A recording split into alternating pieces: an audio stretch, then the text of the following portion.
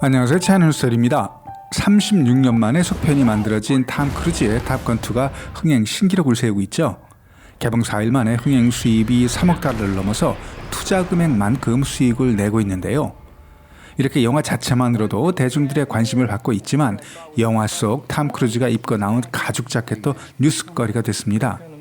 2019년에 나온 예고편에서는 대만과 일본 국기가 삭제되었었는데 올해 2022년 예고편에서는 1편에 나온 대로 복원돼서 또 한 번 이슈가 됐었습니다. 제작사인 파라마운트가 탑건2 중국 개봉을 포기했나라는 생각도 해보고요. 확실히 요즘 개봉하는 할리우드 영화들을 보면 중국 개봉을 안 해도 흥행 성적이 좋은 영화들이 늘어나고 있습니다. 이런 변화 때문인지 요즘 할리우드 영화들은 중국 눈치 안 보고 제작하는 영화들이 많아지는 것 같습니다.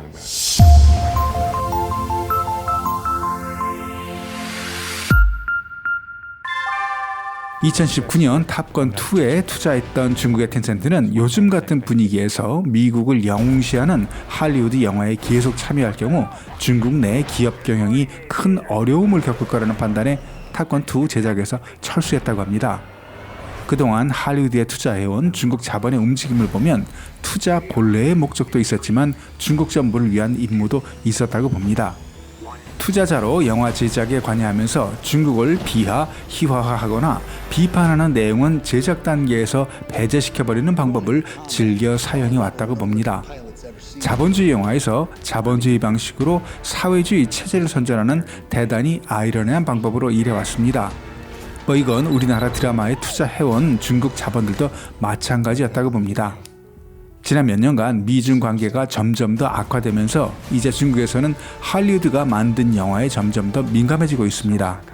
1986년 개봉된 탑건은 한때는 중국과 할리우드의 밀월 관계를 상징하는 영화였었지만 이제는 할리우드와 중국의 밀월 관계가 파탄나고 있다는 대표적인 사례가 된 것 같습니다. 사실 그동안 수많은 할리우드 영화들이 중국 자본에 굴복해서 중국 입맛에 맞게 시나리오도 수정하고 뜬금없는 중국 배우도 출연시키고 여기에 세계를 지키는 중국이라는 중국 국뽕까지 창작의 가치와 원칙을 희생하면서 제작된 영화들이 부지기수였습니다. 그동안 중국 정부는 할리우드 영화를 개봉이 아닌 제작 단계부터 자국의 기업들을 내세워서 간접 검열로 원하는 목적을 달성해온 거죠. 하지만 팬데믹을 거치면서 여기에 중국의 제로 코로나 정책과 또 기준은 없고 엄격해지기만 하는 검열에 할리우드가 맞대응하기 시작합니다. 특히 블록버스터 영화들 중에서 중국 개봉이 취소되었던 닥터 스트레인지 2와 스파이더맨 노웨이 홈처럼 중국의 자본, 중국 관중 없이도 흥행할 수 있다는 걸 증명한 영화들이 나오기 시작했습니다. 탑건2에서 이슈가 된 게 일본과 대만 국기를 삭제했느냐 안 했느냐의 문제였다면 닥터 스트레인지2에서는 처음부터 중국 개봉을 고려하지 않고 제작한 것 같습니다. 중국 개봉이 거부된 자세한 이유는 알려지지 않았지만 주인공과 가르칸토스의 뉴욕 거리 대결 장면을 보면 대략적으로 이유를 알 것 같습니다. 할리우드와 같은 대형 시스템에서는 거리를 촬영하더라도 화면에 나오는 광고판, 포스터, 차량 등은 사전 치밀한 계획에 따라 배치됩니다. 노란색 신문 가판대가 보입니다. 대결 장면에서 여러 번 등장하는데요. 우리에게는 생소하지만 에포크 타임즈를 판매하는 박스입니다.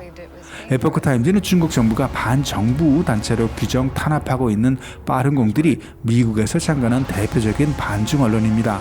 대표적인 반중 언론의 신문 가판대가 더구나 눈에 띄는 노란색 박스가 영화사의 암묵적인 동의 없이 그대로 누출됐다는 건 믿기 어려운 일이죠. 중국 개봉은 포기한다는 의미로 해석됩니다. 예상대로 닥터 스트레인지 2의 중국 개봉은 불발됐지만 글로벌 시장에서는 8억 9천만 달러가 넘는 초대박을 터뜨렸습니다. 중국 자본 없이도 중국에서 개봉하지 않아도 흥행 기록을 세울 수 있다는 걸 보여준 블록버스터였습니다. 반면 스파이더맨 노웨이 홈은 중국에서 개봉 금지되기 전까지 큰 이슈가 없었던 영화라 개봉 금지 조치는 뜻밖이라고 생각됩니다. 일부 외신에서는 클라이막스에 나오는 자유의 여신상을 지나치게 강조한 부분, 중국 검열 당국은 자유의 여신상 장면을 삭제하라고 요구했지만 제작사인 소니가 편집 요구를 거절해서 개봉이 무산되었다고 하는데요.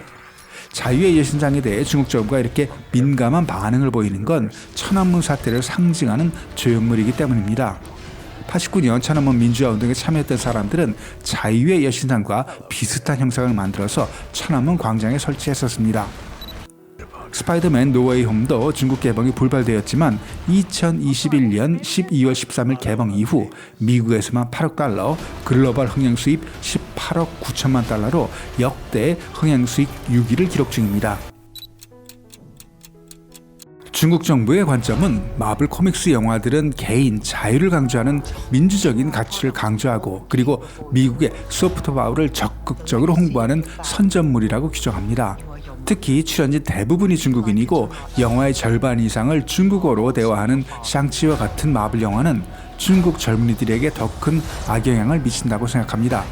작년 초부터 중국 정부가 중국 내 연예 산업과 팬덤 문화를 단속하고 비디오 게임, 드라마, 영화에서 팬덤의 규모가 큰 연예인 활동을 규제하는 이유도 여기에 있을 겁니다. 2008년 중국 광번총국에서 발표한 외국 영화가 중국에서 개봉하려면 지켜야 할 19가지 규칙이라는 게 있었습니다. 헐리우드는 그동안 이런 규칙을 충실히 따르면서 중국 개봉을 위해 자기 검열은 물론 미국인들도 이해하기 힘들 정도로 중국을 긍정적으로 묘사 영화 팬들로부터 비난을 받아왔습니다. 이런 중국의 조치를 충실히 따랐다가 피해를 본 영화가 브래드 피트 주연의 월드워 Z인데요. 원작에서는 발생지가 중국이었던 걸 정체불명의 바이러스가 대만에서 발견되었다고 수정했고요.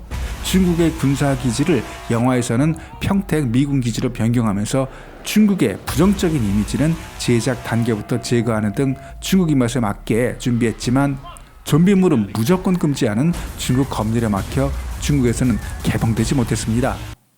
이번 탑건2도 중국 정부의 입맛에 맞게 일본, 대만 국기도 삭제하고 나름 자체 검열하면서 중국 흥행을 기대했던 것 같은데 시간이 지나면 어떻게 된 일이었는지 비하인드 스토리가 나오겠죠.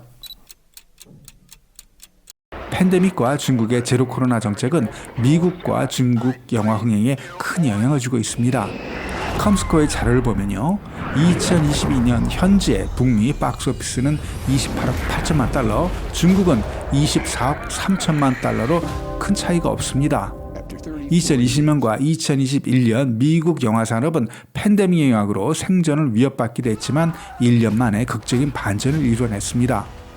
작년 중국 박스오피스 성적은 472억 위안, 그렇게 나쁘지 않은 성적으로 보이지만 흥행 성적 대부분은 영화 장진호 1부, 2부와 같은 국가주의 영화에서 나왔습니다.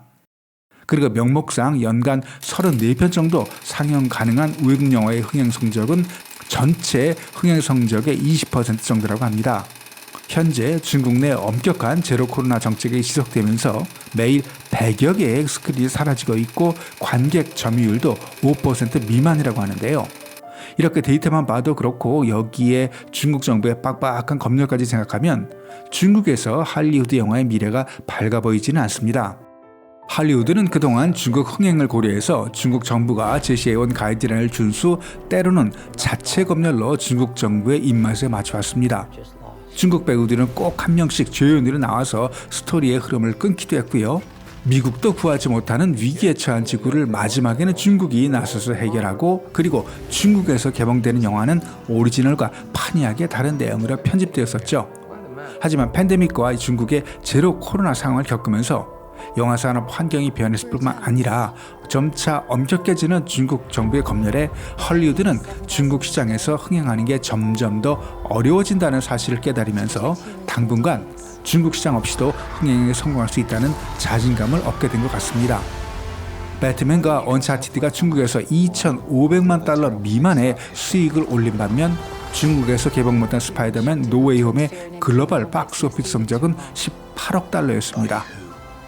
미국 문화에 대한 중국의 통제가 엄격해지는 만큼 당분간 헐리우드도 중국 시장에 대한 관심은 약해지면서 중국에 대해 하고 싶은 말은 하는 영화, 쓸데없이 중국인을 출연시키지 않아도 되는 영화를 만들 겁니다.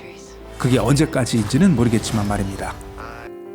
오늘 영상은 여기까지. 영상이 유익했다면 좋아요, 구독 부탁드립니다. 댓글은 영상을 만드는 데 큰 도움이 됩니다. 감사합니다. To be yours one day, you have to show me you are strong enough to carry them.